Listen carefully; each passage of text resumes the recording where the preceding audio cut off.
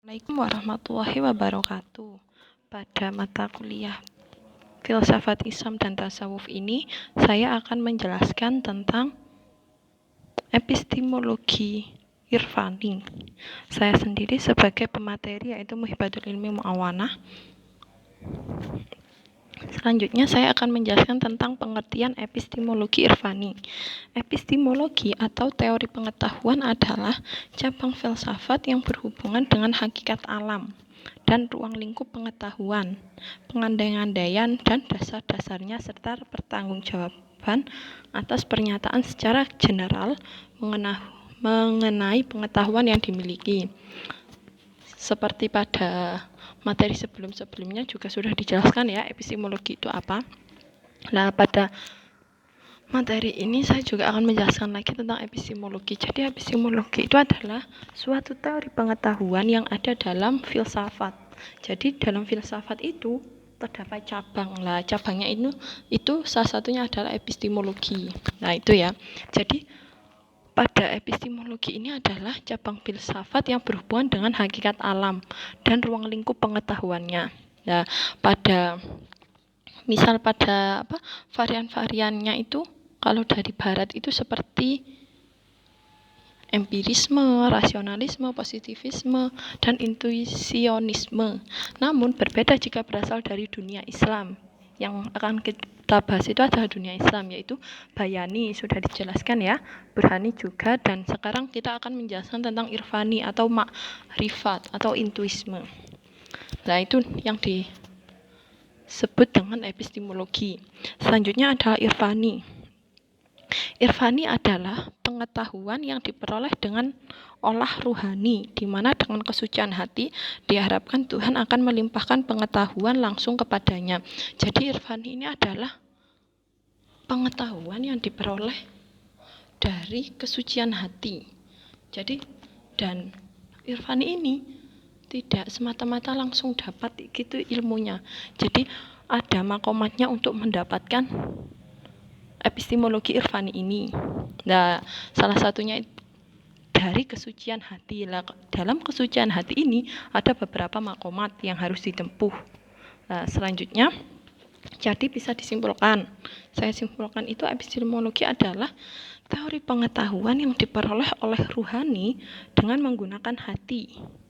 Dengan menggunakan hati ya, atau kolbun, dan kejernihan jiwa yang diperoleh dari riyadhah secara terus-menerus dengan kesucian hati sehingga bisa dekat dengan Allah sedemikian rupa sehingga tidak ada jarak antara kita dengan Allah. Jadi epistemologi irfani adalah teori pengetahuan yang diperoleh oleh ruhani, oleh hatinya. Lah itu dengan kesucian jiwa, mendapatkannya itu dengan kesucian jiwa, dengan kesucian hati. Ya. Selanjutnya adalah sumber-sumber pengetahuan irfani.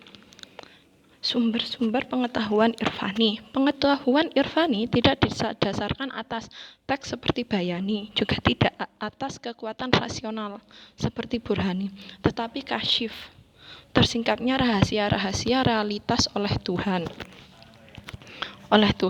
Karena itu pengetahuan irfani tidak diperoleh berdasarkan analisa teks. Jadi nggak didasarkan oleh analisa teks atau kerututan logika, tetapi berdasarkan atas terlimpahnya pengetahuan secara langsung dari Allah, dari Tuhan. Lah itu dengan hati. Ketika hati sebagai sarana penciptaan pengetahuan irfani siap untuk menerimanya. Jadi dengan menggunakan hati intinya. Untuk itu diperlukan persiapan-persiapan tertentu sebelum seseorang mampu menerima limpahan pengetahuan secara langsung tersebut. Lah itu dengan makomat itu. Selanjutnya yaitu ini makomatnya. Dengan demikian pengetahuan irfani setidaknya diperoleh melalui 3 tahap. Lah pada epistemologi irfani ini didapatkan dari 3 tahapan. Lah di dalam tahapannya itu juga terdapat makomat. Yang pertama yaitu persiapan untuk bisa menerima limpahan pengetahuan dari Tuhan yang berupa kasyif. Ada 7 makomat atau tingkatannya. Habis ini saya jelaskan pada slide selanjutnya. Untuk yang kedua adalah penerimaannya. Nah, setelah mendapatkan setelah mencapai makomat tertinggi pada tahap yang pertama, makomat yang ketujuh itu sudah selesai. Kemudian pada tahap yang kedua yaitu penerimaan. Setelah itu adalah tahap yang ketiga yaitu pengungkapan dengan pengalaman mistik diinterpretasikan dan diungkapkan kepada orang lain lewat tulisan atau ucapan yang dalam epistemologi Al-Ghazali diungkapkannya sebagai ilmu laduni. Biasanya kalau bisa dengan gampang ilmu laduni lah, yaitu kalau di Al-Ghazali, epistemologi Al-Ghazali. Selanjutnya saya akan menjelaskan tentang tahap yang pertama. Itu ada beberapa makomat, yaitu ada 7 makomat. Yang pertama adalah taubat. Nah, taubat ini adalah kembali pada Allah dan menyesali perbuatannya dengan sungguh-sungguh. Jadi taubat ini adalah meninggalkan segala perbuatan yang kurang baik disertai penyesalan yang mendalam dan tidak akan mengulangi lagi. Lah, itu adalah taubat. Lah, taubat ini harus dilaksanakan dengan benar-benar dan harus berhasil. Kalau taubat ini tidak berhasil dilakukan atau tidak bertaubat, dia akan sulit untuk melanjutkan kepada tahap selanjutnya. Nah, jadi taubat ini harus terrealisasi dulu. Selanjutnya yang kedua adalah warok. Warok itu adalah menjauhkan diri dari segala sesuatu yang subhat. Nah, yang subhat, yang tidak jelas statusnya. Jadi dia itu menjauhkan diri dari yang tidak jelas statusnya. Nah, dalam tasawuf, warok ini terdiri atas 2 tingkatan, lahir dan batin. Warok, lahir berarti tidak melakukan sesuatu kecuali untuk beribadah kepada Allah, kepada Tuhan. Sedangkan warok batin adalah tidak memasukkan sesuatu apapun dalam hati kecuali Tuhan. Lah, itu yang disebut warok. Selanjutnya adalah zuhud. Zuhud itu adalah tidak tamak dan tidak mengutamakan kehidupan dunia.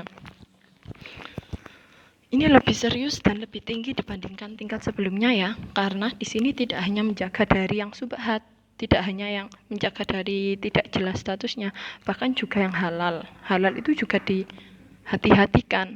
Nah, selanjutnya meski demikian, zuhud bukan berarti meninggalkan harta sama sekali. Seperti pada menurut Al-Shibli, seseorang tidak dianggap zuhud jika hal itu terjadi lantaran ia memang tidak mempunyai harta. Jadi dia udah nggak punya harta, memang tidak punya harta, dia bukan berniat zuhud, tetapi zuhud adalah hati tidak tersibukkan oleh sesuatu apapun kecuali Tuhan.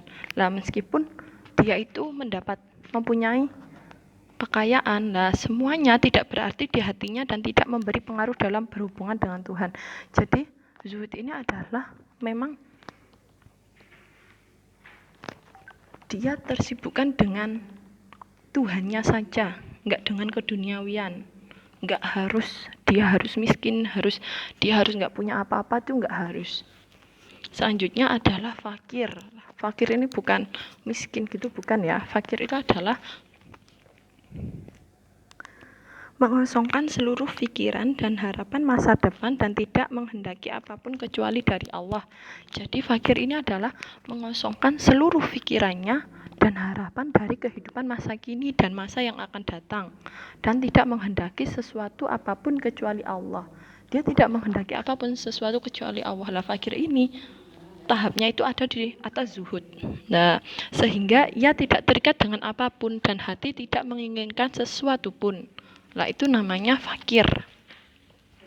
Tingkat fakir merupakan realisasi dari upaya pensucian hati secara keseluruhan dari segala yang selain Tuhan. Jadi suci, dia hanya kepada Tuhan saja. Itu yang namanya fakir pada tahap ini ya. Selanjutnya adalah sabar.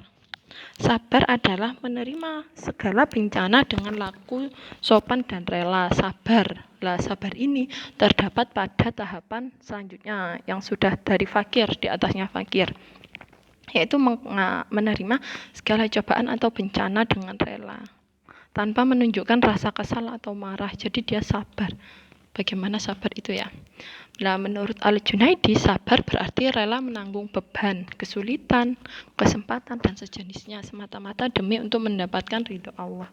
Jadi semata-mata untuk mendapatkan ridho Allah, sehingga saat-saat sulit tersebut berlalu. Nah, itu sabar namanya. Selanjutnya, pada tahap selanjutnya adalah tawakal. Tawakal adalah percaya atas segala apa yang ditentukan oleh Allah. Jadi, pada tawakal itu apa? Maksudnya setelah sabar itu adalah tawakal.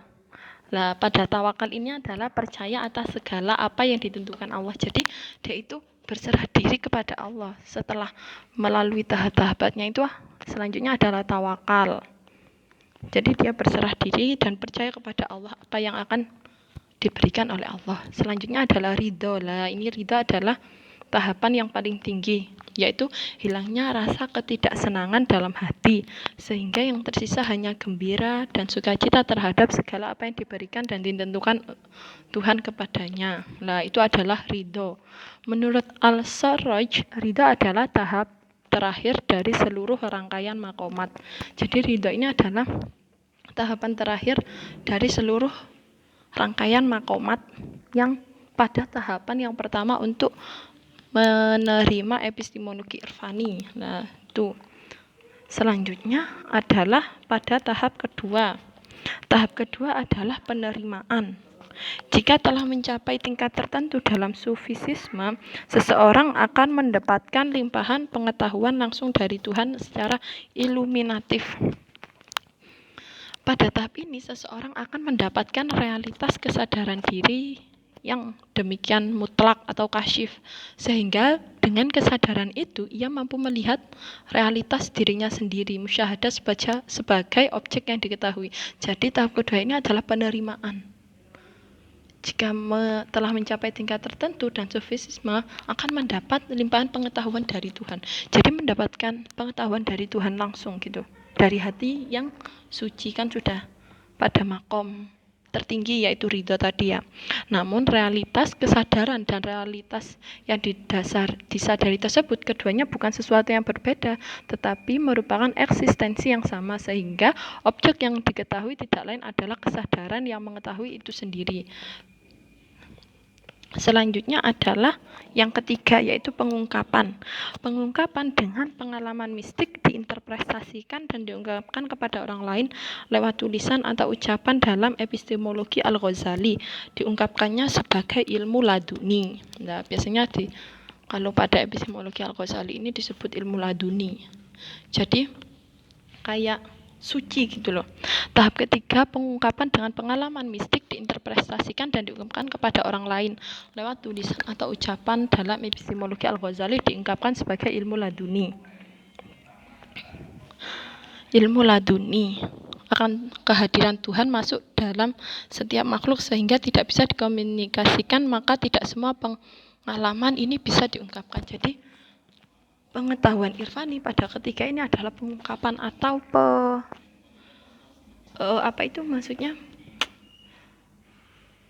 pengaplikasiannya lah, seperti ilmu laduni itu. Alhamdulillah sudah selesai. Wassalamualaikum warahmatullahi wabarakatuh.